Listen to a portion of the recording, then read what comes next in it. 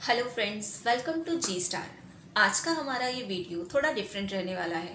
आज के वीडियो में हम बात करेंगे बिजनेस स्टार्टअप्स के बारे में। सर्वे के मुताबिक ये देखा गया है कि हमारे देश में 90% से ज़्यादा स्टार्टअप्स पहले 5 सालों में ही ख़त्म हो जाते हैं।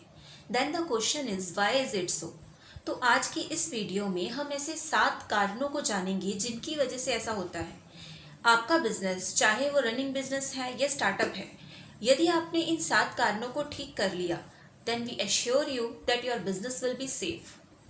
So, the first point is you have to identify customer needs. It is said that customer is a kingpin in the market. Customer राजा है और हम उसकी प्रजा हैं। तो हमें इस बात का ध्यान रखना चाहिए कि कस्टमर को क्या चाहिए, कस्टमर को क्या पसंद है, क्या नहीं पसंद है। You should have realised that customer की नीड से ही मेरी ग्रीड पूरी होगी। Then you have to ask yourself what problem are you solving in your clients life better than others. आपको इनोवेशन भी करना है तो इनोवेशन भी कस्टमर की नीड से ही हो पाएगा। अगर हमें पता ही नहीं होगा कि कस्टमर को क्या चाहिए तो हम इनोवेशन भी नहीं कर सकते हैं। तो इसलिए हमें पहले इन बातों का ध्यान रखना है कि कस्टमर को क्या चाहिए, कस्टमर को क्या पसंद है, कस्टमर डिलाइट कैसे करना है, कस्टमर लॉयल्टी कैसे क्रिएट करनी है, कस्टमर की लाइफ में वैल्यू कैसे क्रिएट करनी है। इन सब क्वेश्चंस के आंसर्स आपको बिजनेस में ट्रांसफॉर्मेशन लेकर के आने के बाद ही मिल सकेंगे। तो चलिए अब हम नेक्स्ट पॉइंट पर बढ़ते हैं। You must have a high performance team. क्या आप अपने नवरत्न बना पाए?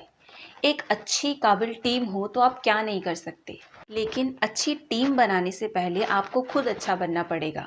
तो उसके लिए भी आपको अपने स्टाफ का, अपने एम्प्लॉयज़ का बहुत अच्छे से ध्यान रखना पड़ेगा। जैसे कि आप एम्प्लॉयज़ को इन्फॉर्म नहीं लेकिन इन्वॉल्व कीजिए। उनकी प्रॉब्लम्स, चाहे वो प्रोफेशनल हो या फिर पर्सनल, उनको समझने की कोशिश कीजिए।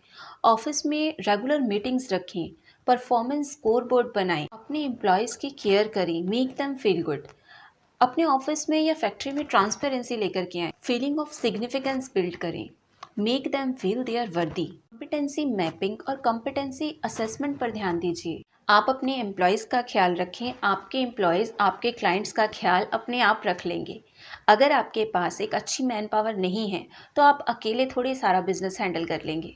क्या आपकी भी किसी भी तरह की कोई क्वेरी है, like regarding GST, income tax और बिजनेस कंसल्टेंसी, तो उसके लिए आप चाहे तो हमें कॉल कर सकते हैं, हमारे कंसल्टेंट्स के साथ मीटिंग फिक्स कर सकते हैं, हमें मेल कर सकते हैं या फिर हमारी वेबसाइट पर विजिट कर सकते हैं। हम ट्राई करेंगे कि जल्द से जल्द आपकी क्वेरी रिजॉल्व कर सकें।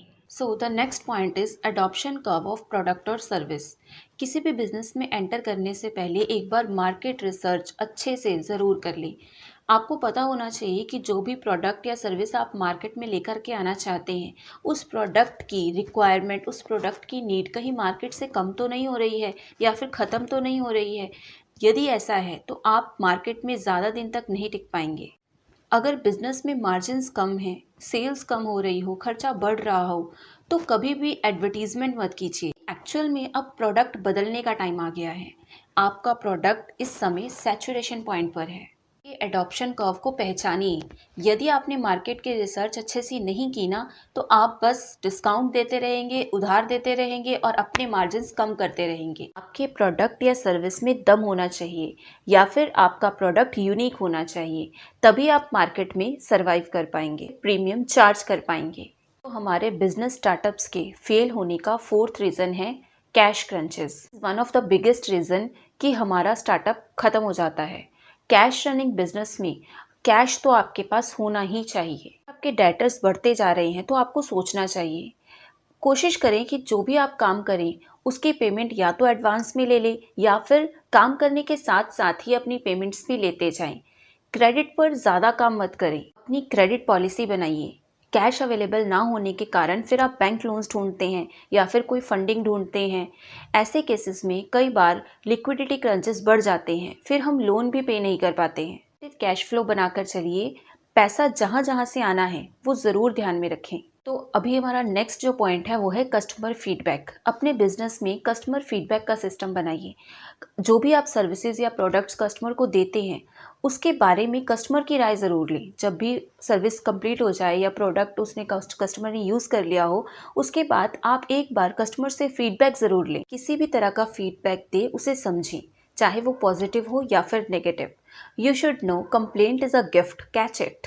इस इम्प्रूवमेंट लाने के लिए कई बार कस्टमर्स कंप्लेंट भी करेंगे, लेकिन यकीन मानिए उनकी कंप्लेंट से आप खुद को इम्प्रूव करेंगे। तो इसके लिए आप अपने कस्टमर से फीडबैक फॉर्म फिल करवा सकते हैं, वेबसाइट्स पर अपने उनसे रिव्यूज़ ले सकते हैं, या फिर अपने ऑफिस में कंप्लेंट बॉक्स भी लगवा सकते हैं। फीड फॉरवर्ड में कन्वर्ट कीजिए, फिर देखिए कस्टमर कैसे आपका प्रमोटर बनता है। So our next point is competition analysis. आज के समय में हर बिजनेस में बहुत कंपटीशन है, तो यदि आपको इस कंपटीशन को किल करना है तो एक कॉम्पिटिटर की स्ट्रेटजी से नहीं, बल्कि आपको एक डिफरेंट स्ट्रेटजी से सोचना पड़ेगा। अपनी टेक्नोलॉजी पे इन्वेस्ट करें, जैसे कि पेटेंट्स, ट्रेडमार्क्स, कॉपीराइट्स, इन पर इन्वेस्ट करें। रजिस्ट्रेशंस, ISO मार्क या फिर वेबसाइट सिक्योरिटी करवा लें। यूनिक सेलिंग प्रोपोजिशन बनाइए। So the last point of today's topic is expansion with less margin.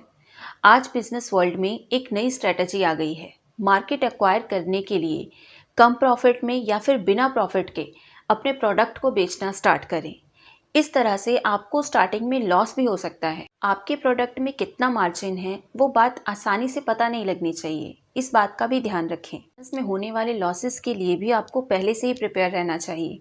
अगर आपने ऐसा नहीं किया तो फिर आप अपने लॉस कहाँ से कवर करेंगे? फिर तो बाद में बस रिपेयर ही करते रह जाएंगे। कुछ प्रीमियम प्रोडक्ट्स बनाएं हाई मार्जिन्स वाले, जिनसे आप दूसरे प्रोडक्ट्स का लॉस कवर कर सकें। तो इस तरह से यदि आपने अपने बिजनेस में भी इन 7 बातों को अप्लाई कर लिया, चाहे आपका रनिंग बिजनेस है या फिर बिजनेस स्टार्टअप है, आप डेफिनेटली ग्रो करेंगे। इन्हीं बेस्ट विशेस के साथ, थैंक्स टू ऑल।